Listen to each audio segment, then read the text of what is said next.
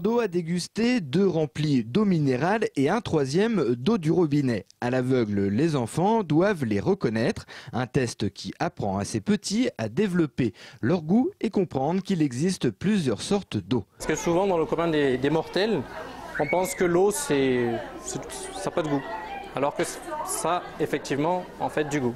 David, animateur de l'association des petits débrouillards, ne se contente pas de faire boire les enfants, il leur explique la différence entre ces eaux. Il y a un peu plus de chlore dans l'eau du robinet, mais en fait dans les eaux minérales, il y a différents minéraux et d'autres éléments, puisque en fait le cycle de l'eau fait qu'il ne se gorge pas de même quantité, des mêmes proportions de différents minéraux.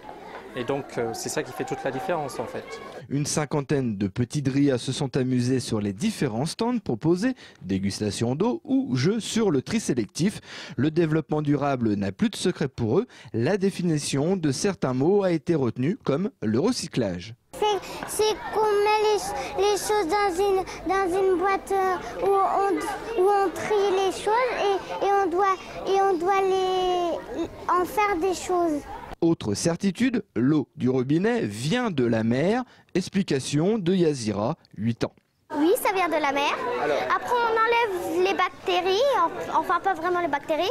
Après, ça va dans un tuyau où on amène sur une fontaine.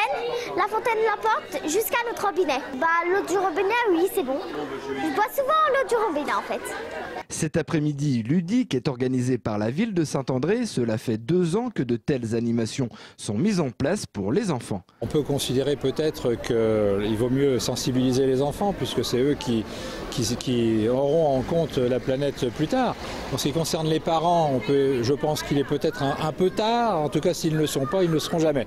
Donc la cible, c'est les enfants et on espère qu'en leur faisant découvrir toutes les facettes de l'environnement et du développement durable, eh bien, ils seront des guides, en tout cas des inspirateurs pour ce qui se passera plus tard. Demain, l'apprentissage écologique se poursuivra dans les écoles de la commune. Une distribution de graines et de plantes aromatiques sera faite pour sensibiliser les enfants aux plantes et à leur environnement.